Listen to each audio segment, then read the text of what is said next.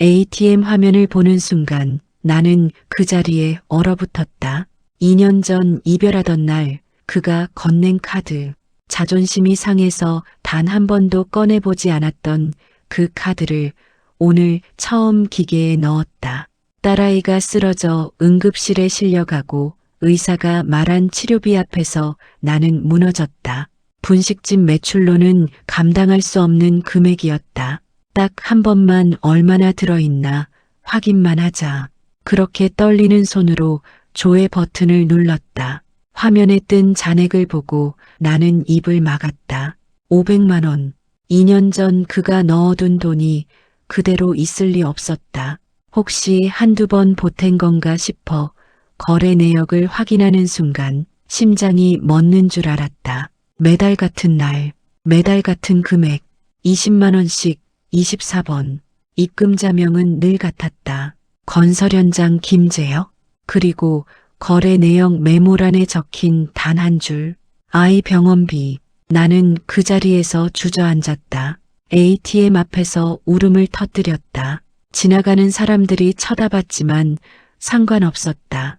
2년 동안 나는 그를 완전히 지운 줄 알았다. 하지만 그는 단 한 번도 우리를 놓은 적이 없었다. 하지만 이후 드러난 진실은 나를 완전히 무너뜨렸다. 나는 올해 47, 남편과 사별한 지 5년째다. 남편이 떠나고 얼마 지나지 않아 나는 작은 분식집을 열었다. 중학생 딸 은지와 단둘이 살아가기 위해서였다. 매일 새벽 4시에 일어나 육수를 끓이고 밤 10시까지 가게 문을 닫지 못하는 날도 많았다.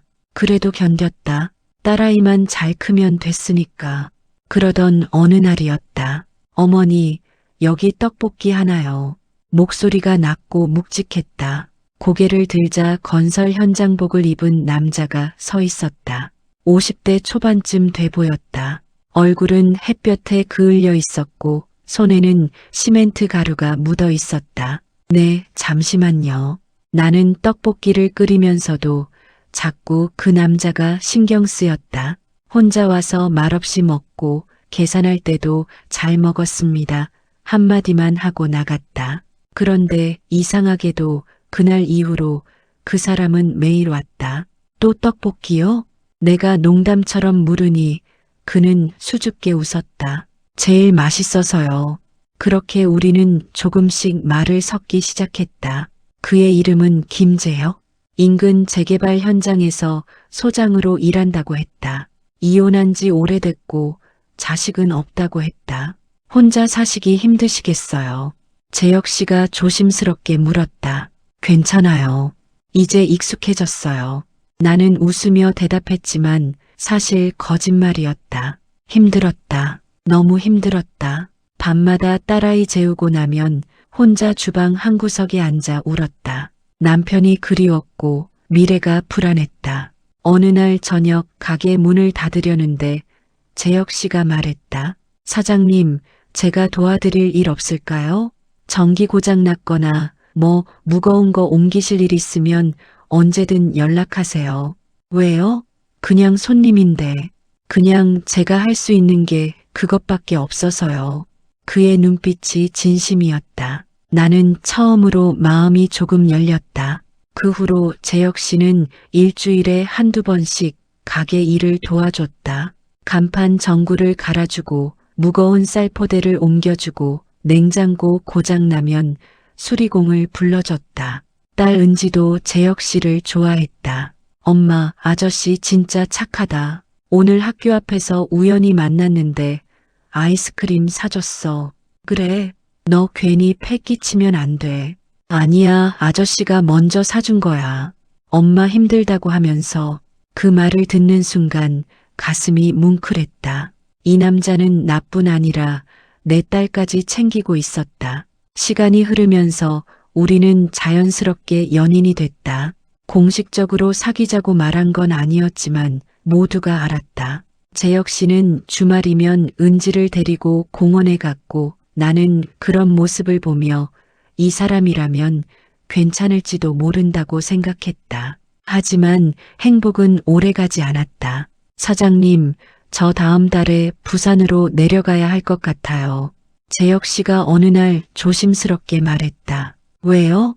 갑자기 회사에서 큰 현장 맡았는데 최소 2년은 거기 있어야 해요. 그럼 저희는요? 나는 울컥하는 감정을 억누르며 물었다. 같이 가실래요? 뭐라고요? 사장님하고 은지랑 같이 부산 가요. 제가 다 책임질게요. 재혁 씨의 눈빛은 진지했다. 하지만 나는 대답할 수 없었다. 가게는, 은지 학교는, 그리고 무엇보다 이 남자를 정말 믿어도 될까? 남편을 잃고 혼자 버텨온 세월 동안 나는 누군가에게 기대는 것이 두려워졌다. 시간을 주세요. 생각 좀 해볼게요. 네, 천천히 생각하세요. 하지만 내 대답은 이미 정해져 있었다. 나는 갈 수 없었다. 아니, 가고 싶지 않았다. 다시 누군가에게 의지하다가 버림받는 게 두려웠다. 결국 나는 거절했다. 재혁 씨, 미안해요. 전 여기 남을게요. 그럼 저도 여기 남을게요. 안 돼요. 그건 재혁 씨 인생을 망치는 거예요. 사장님이 제 인생인데요. 그의 목소리가 떨렸다. 나도 울고 싶었다. 하지만 나는 고개를 돌렸다. 가세요. 그게 서로한테 좋은 거예요. 이별하던 날 재혁 씨는 말없이 카드 한 장을 내 손에 쥐어줬다. 혹시 모를 때 써요. 비밀번호는 은지 생일이에요. 이럴 필요 없어요. 전 괜찮아요. 제발 받아주세요. 그게 제가 할 수 있는 전부예요. 나는 그 카드를 받았지만 집에 돌아와 서랍 깊숙이 밀어 넣었다. 다시는 꺼내지 않겠다고 다짐했다. 자존심이 허락하지 않았다. 그 후 2년, 재혁 씨와는 완전히 연락이 끊겼다. 그런데 며칠 전이었다. 엄마, 은지가 학교에서 돌아오다 갑자기 쓰러졌다. 119를 불러 병원에 실려갔고 의사는 심각한 표정으로 말했다. 빈혈이 심각합니다. 정밀 검사가 필요해요. 치료비는 대략 300만 원 정도 예상됩니다. 300만 원. 나에게는 천문학적인 돈이었다. 그날 밤 나는 서랍을 뒤졌다. 그리고 2년 만에 그 카드를 꺼냈다. 카드를 손에 쥐고 ATM 앞에 섰을 때 손이 떨렸다. 정말 돈이 들어있을까? 2년 전 그 돈이 그대로 있을까? 은지는 병원에 입원해 있었다. 의사는 빨리 치료를 시작해야 한다고 했다. 나는 선택의 여지가 없었다. 떨리는 손으로 카드를 넣고 비밀번호를 눌렀다. 은지 생일 0-3-1-5 B. 화면에 잔액이 떴다. 500만 원. 나는 눈을 의심했다. 2년 전 그가 넣어둔 돈이 그대로 있을 리 없었다. 혹시 몇 번 더 넣은 건가? 아니면 이자가 붙은 건가? 궁금증을 참을 수 없어 거래 내역을 조회했다. 그리고 나는 그 자리에서 얼어붙었다.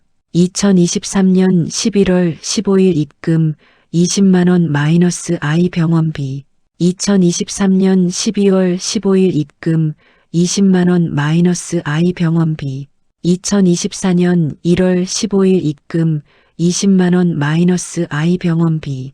2024년 2월 15일 입금 20만 원 마이너스 I 병원비. 화면을 스크롤하면 할수록 눈물이 핑 돌았다. 매달 15일, 2년 동안 단 한 달도 빠짐없이 20만 원씩 24번, 총 480만 원. 나는 ATM 앞에 주저앉았다. 사람들이 쳐다봤지만 신경 쓸 여유가 없었다. 눈물이 멈추지 않았다.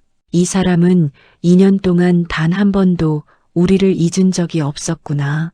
집으로 돌아와서도 정신이 없었다. 카드를 손에 쥐고 멍하니 앉아 있었다. 재혁 씨 얼굴이 자꾸 떠올랐다. 이별하던 날 그가 마지막으로 한 말. 은지 아프면 꼭 병원 가세요.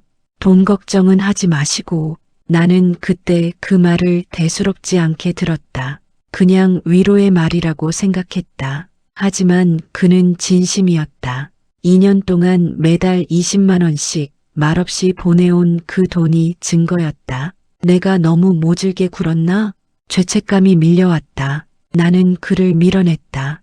다시 상처받기 싫어서, 누군가에게 의지하는 게 두려워서. 하지만 그는 떠나면서도 우리를 지켰다. 다음 날 나는 은지에게 조심스럽게 물었다. 은지야, 혹시 그 아저씨 재혁 아저씨 연락 받은 적 있어? 은지가 고개를 저었다. 아니 왜? 아니야, 그냥. 나는 더 이상 묻지 못했다. 은지는 재혁 씨를 기억하고 있었다. 가끔 그 아저씨 어떻게 됐어? 라고 물어보곤 했다. 나는 매번 바쁘신가 봐라고 얼버무렸다. 하지만 이제는 알았다. 재혁 씨는 단 한 번도 우리를 잊지 않았다는 것을. 며칠 후 나는 용기를 냈다. 재혁 씨에게 전화를 걸기로 했다. 하지만 전화번호가 바뀌어 있었다. 고객님께서 찾으시는 번호는 현재 사용하지 않습니다. 나는 멘붕에 빠졌다. 어떻게 연락해야 하지? 부산 어디 있는지도 모르는데. 그때 문득 생각났다. 재혁 씨가 다니던 건설회사, 혹시 거기에 연락하면 알 수 있지 않을까? 나는 인터넷을 뒤져 회사 전화번호를 찾았다. 손이 떨렸다. 전화를 걸었다. 여보세요, 건설입니다. 저기 김재혁 소장님과 연락하고 싶은데요. 부산 현장에 계시다고 들었습니다. 김재혁 소장님요? 전화 너머 목소리가 잠시 멈췄다. 고객님, 혹시 김재혁 소장님과 어떤 관계신가요? 친구입니다. 아, 그러시군요.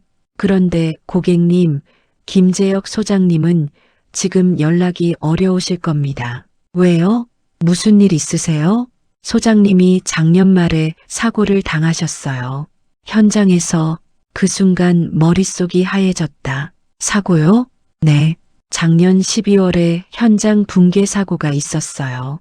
소장님이 인부들 구하시다가 크게 다치셨습니다. 지금 병원에 계세요. 전화기를 떨어뜨릴 뻔했다. 어느 병원인가요? 부산 병원입니다. 하지만 면회가 쉽지 않으실 거예요. 중환자실에 계시거든요. 전화를 끊고 나는 그 자리에 주저앉았다. 작년 12월. 그러면 사고 당하고도 그는 매달 돈을 보냈다는 건가? 다시 카드 거래 내역을 확인했다. 2024년 12월 15일 입금 20만 원 마이너스 I 병원비. 2025년 1월 15일 입금 20만 원 마이너스 I 병원비. 사고 후에도 2번이나 더 입금됐다. 중환자실에 누워 있으면서도 나는 울음을 터뜨렸다. 이 사람은 도대체 얼마나 우리를 생각한 거야. 자기 몸이 그 지경인데도. 엄마, 왜 울어? 은지가 병실에서 일어나 내 손을 잡았다. 아니야, 괜찮아. 엄마가 그냥 좀 피곤해서. 거짓말. 엄마 울고 있잖아. 은지는 영리했다. 나는 더 이상 숨길 수 없었다. 은지야, 재혁 아저씨 기억하지? 응, 착한 아저씨. 왜? 아저씨가 지금 많이 아프셔. 뭐? 왜? 어디 아프신데? 사고를 당하셨대. 그래서 지금 병원에 계셔. 은지의 눈에 눈물이 고였다. 엄마, 우리 아저씨 찾아가야 돼. 아저씨 혼자 아프시면 안 돼. 그래, 엄마가 찾아갈게. 나는 은지를 안았다. 그리고 결심했다. 부산에 가야겠다. 당장. 부산행 기차표를 끊고 나서도 마음이 진정되지 않았다. 그 사람을 만나면 뭐라고 말하지? 미안하다고? 고맙다고? 말로는 부족했다. 2년 동안 그가 보낸 사랑을, 내가 외면한 시간을 어떻게 설명할 수 있을까? 부산에 도착해 택시를 타고 병원으로 향했다. 병원 로비에 들어서자 소독약 냄새가 코를 찔렀다. 접수대로 가서 물었다. 저기, 김재혁 환자분 계신가요? 간호사가 컴퓨터를 확인했다. 중환자실 3층입니다. 면회는 보호자만 가능한데 보호자 되시나요? 저 그냥 아는 사람이에요. 그럼 어렵습니다. 중환자실은 보호자 외 출입 금지예요. 막막했다. 여기까지 왔는데 못 만난다고? 제발이요. 5분만이라도 보게 해주세요. 제가 정말 급하게 할 말이 있어요. 간호사가 난처한 표정을 지었다. 잠시만요. 담당 의사 선생님께 여쭤볼게요. 잠시 후 한 남자 의사가 나왔다. 김재혁 환자 관련해서 오셨다고요? 네, 저 친구예요. 꼭 만나야 해요. 의사가 나를 잠시 바라보더니 한숨을 쉬었다. 들어가세요.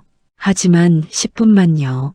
환자 상태가 좋지 않아서 오래 계실 수 없습니다. 감사합니다. 3층 중환자실로 올라갔다. 복도는 조용했고 기계 소리만 들렸다.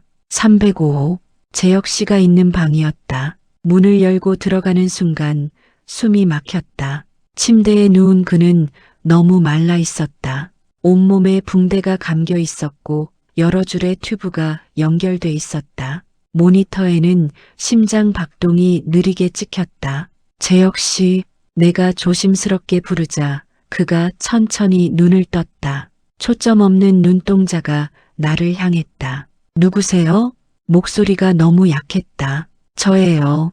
분식집 사장 기억 안 나세요? 그가 눈을 깜빡이더니 천천히 미소 지었다. 아, 사장님, 재혁 씨, 왜 이렇게 된 거예요? 나는 눈물을 참을 수 없었다. 괜찮아요. 저 괜찮아요. 거짓말. 이게 괜찮아 보여요? 재혁 씨가 힘없이 웃었다. 사장님 오셨으니 괜찮아요.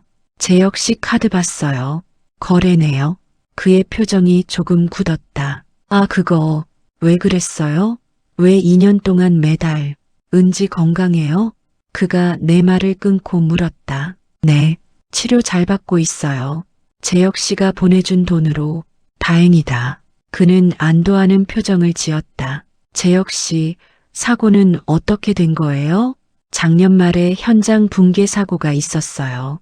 인부들이 깔렸는데 제가 들어가서 구했죠.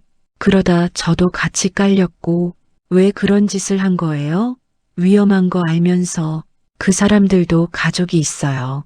저처럼. 나는 울었다. 이 사람은 끝까지 남을 먼저 생각하는 사람이었다. 재혁 씨, 회복되면 다시 시작할 수 있어요. 우리. 그가 고개를 저었다. 사장님, 저 이제 못 걸어요. 뭐라고요? 척추 손상이래요. 의사가 그랬어요. 평생 휠체어 타고 살아야 한대요.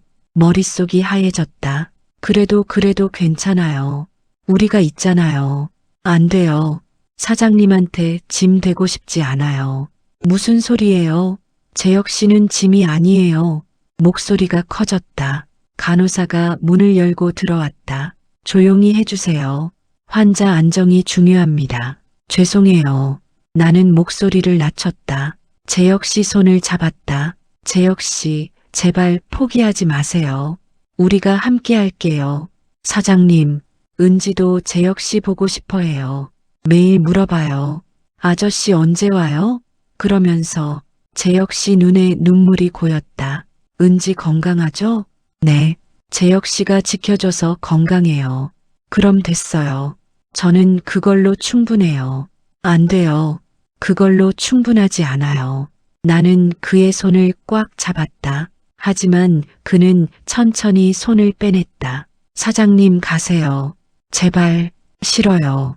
안 가요. 제발 저 혼자 두세요. 왜요? 왜 그래요?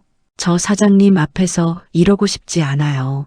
이렇게 초라한 모습 보이기 싫어요. 그의 목소리가 떨렸다. 나도 울었다. 재혁 씨는 초라하지 않아요. 전혀. 가세요. 제발. 간호사가 다시 들어왔다. 시간 다 되셨어요. 나가주세요. 나는 일어서야 했다. 재혁 씨를 보며 마지막으로 말했다. 재혁 씨, 저 다시 올게요. 꼭. 그는 대답하지 않았다. 고개만 돌렸다. 병원을 나와 거리를 걷는데 눈물이 멈추지 않았다. 지나가는 사람들이 쳐다봤지만 신경 쓰지 않았다. 내가 뭘 한 거지? 왜 그 사람을 밀어낸 거지? 2년 전 그날이 떠올랐다. 재혁 씨가 같이 가자고 했을 때 나는 거절했다. 상처받기 싫어서, 혼자가 편하다고 생각해서. 하지만 그 결과가 이건가? 그 사람은 혼자 부산에서 일하다가 사고당했고 평생 휠체어 신세가 됐다. 그런데도 나와 은지를 잊지 않고 매달 돈을 보냈다. 나는 너무 이기적이었어. 집으로 돌아가는 기차 안에서 나는 결심했다. 재혁 씨를 다시 찾아가야겠다. 포기하지 않겠다. 하지만 며칠 후 나는 전혀 예상하지 못한 사실을 알게 됐다. 병원에서 돌아온 지 3일째 되는 날이었다. 가게에서 장사를 하고 있는데 낯선 남자가 들어왔다. 양복을 입고 서류 가방을 든 40대 남자였다. 혹시 김미숙 씨 맞으세요? 네, 그런데요. 저는 김재혁 씨의 회사 동료입니다. 잠깐 이야기 좀 할 수 있을까요? 심장이 철렁했다. 무슨 일이 있나? 재혁 씨한테 무슨 일이라도 생긴 건가? 무슨 일이신데요? 남자가 서류 가방에서 봉투를 꺼냈다. 이거 전해드리라고 하셔서요. 봉투를 받아들었다. 두툼했다. 뭐가 들어있을까? 이게 뭔데요? 직접 확인해 보세요.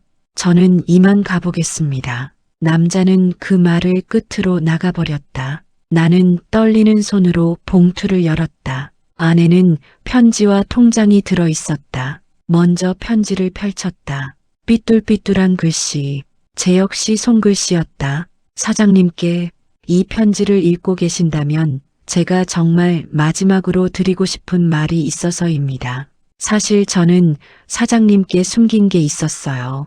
제가 왜 부산으로 내려가야 했는지 진짜 이유를요. 저는 5년 전에 간암 진단을 받았습니다. 초기였지만 언젠가는 재발할 거라는 얘기를 들었어요. 그래서 이혼도 했고 혼자 살기로 했죠. 누구한테도 짐이 되고 싶지 않았으니까요. 그런데 사장님을 만났습니다. 처음엔 그냥 손님이었는데 자꾸 보고 싶어지더라고요. 은지도 너무 예뻤고요.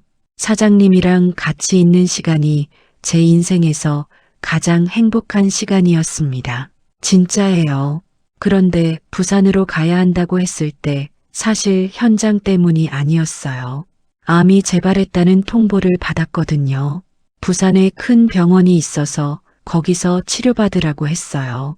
사장님한테 같이 가자고 했던 건 마지막으로 가족 같은 시간을 보내고 싶어서였어요.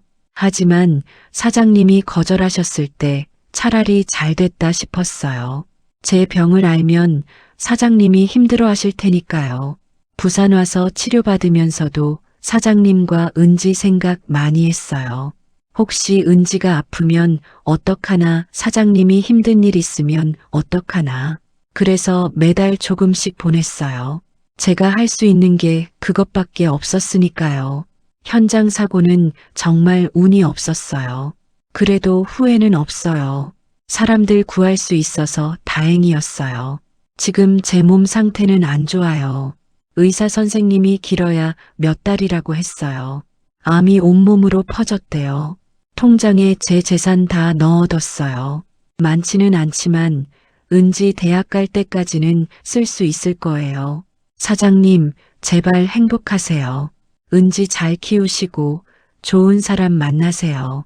저 같은 사람 말고 건강하고 오래 함께할 수 있는 사람이요. 사랑했습니다. 김재혁. 편지를 읽는 내내 눈물이 멈추지 않았다. 제발, 몇 달. 머릿속이 하얘졌다. 손이 떨려서 편지를 제대로 잡을 수도 없었다. 통장을 열었다. 잔액을 확인하는 순간 숨이 멎었다. 8천만 원. 이게 무슨, 평생 모은 돈이었을 것이다. 건설 현장에서 땀 흘려번 돈. 그걸 다 우리한테 준 거다. 나는 그 자리에 주저앉았다. 가게 바닥에 주저앉아 울었다. 손님이 들어왔지만 일어설 수가 없었다. 사장님, 괜찮으세요?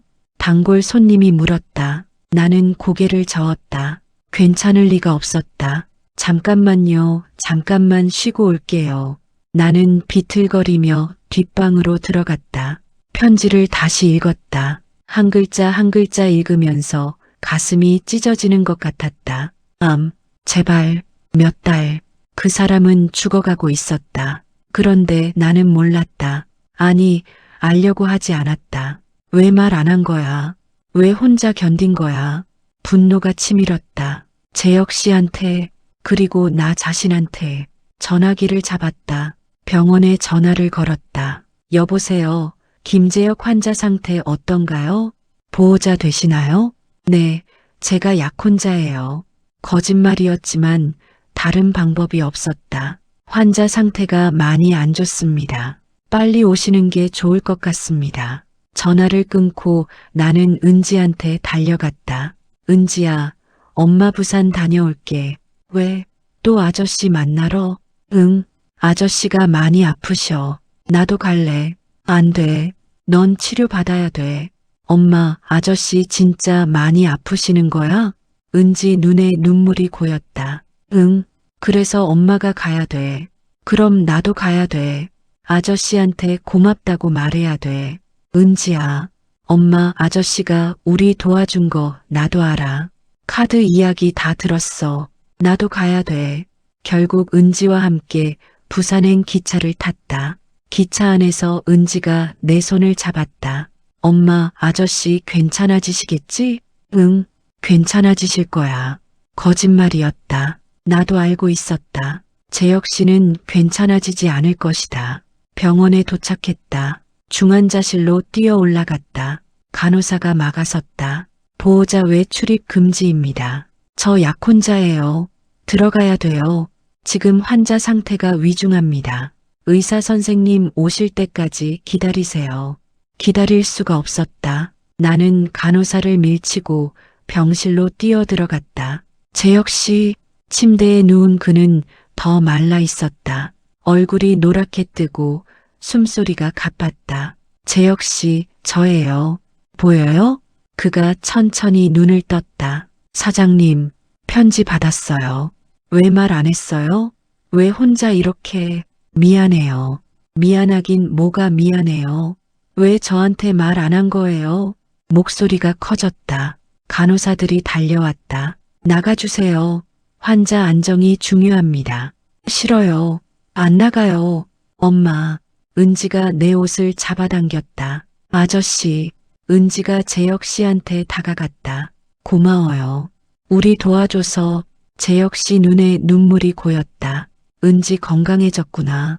네, 아저씨 덕분에요.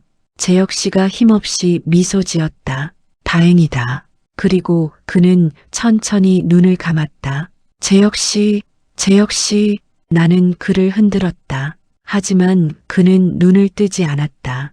의사와 간호사들이 달려왔다. 심폐소생술을 시작했다. 나와 은지는 밖으로 쫓겨났다. 엄마, 아저씨 괜찮아지시는 거지? 은지가 울며 물었다. 응, 괜찮아지실 거야. 하지만 나는 알고 있었다. 이게 마지막 일지도 모른다고. 1시간이 지났다. 2시간이 지났다. 의사가 나왔다. 환자 상태가 안정됐습니다. 하지만 길지 않습니다. 기껏해야 일주일. 머릿속이 하얘졌다. 일주일이요? 네. 암이 전신으로 전이됐습니다. 더 이상 치료 방법이 없어요. 죄송합니다. 의사가 고개를 숙이고 들어갔다. 나는 그 자리에 주저앉았다. 은지가 내 옆에 앉아 울었다. 엄마, 아저씨 죽는 거야? 응, 싫어. 아저씨 죽으면 안 돼. 은지야.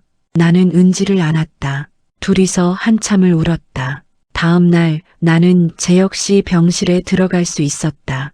그는 깨어 있었다. 사장님, 네, 미안해요. 제가 너무 늦게 말했죠. 아니에요. 제가 미안해요. 제가 재혁 씨 마음 몰라줬어요. 재혁 씨가 고개를 저었다. 아니에요. 사장님은 잘못 없어요. 재혁 씨, 이제라도 우리 같이 있을 수 있을까요? 재혁 씨가 조용히 웃었다. 지금이라도 좋아요. 나는 그의 손을 잡았다. 말라빠진 손이었지만 따뜻했다. 일주일. 우리에게 남은 시간은 일주일이었다. 나는 매일 병원에 갔다. 은지도 함께. 우리는 재혁 씨 옆에서 이야기를 나눴다. 그가 좋아하던 떡볶이를 만들어 갔다. 먹지는 못했지만 냄새만 맡아도 좋다고 했다. 사장님, 떡볶이 냄새 나네요. 네, 재혁 씨 좋아하는 떡볶이예요. 고마워요. 고마운 건 저예요. 재혁 씨가 우릴 지켜줘서. 재혁 씨는 웃었다. 약해진 목소리로 말했다. 사장님, 제가 가고 나면 행복하세요. 무슨 소리예요? 재혁 씨 안 가요. 아니요. 저 곧 가요. 그거 알아요. 재혁 씨, 은지 잘 키우시고 좋은 사람 만나세요. 싫어요. 재혁 씨가 좋은 사람이에요. 재혁 씨가 내 손을 꽉 잡았다. 사랑했어요. 정말로. 저도 사랑해요. 지금도, 그리고 앞으로도. 우리는 손을 잡고 한참을 있었다. 닷새째 되는 날 재혁 씨 상태가 급격히 나빠졌다. 의사가 말했다. 오늘 밤을 넘기기 힘들 것 같습니다. 나는 은지와 함께 병실에서 밤을 샜다. 재혁 씨는 거의 의식이 없었다. 하지만 가끔 눈을 뜨고 우리를 봤다. 사장님, 네, 여기 있어요. 은지도, 네, 여기 있어요.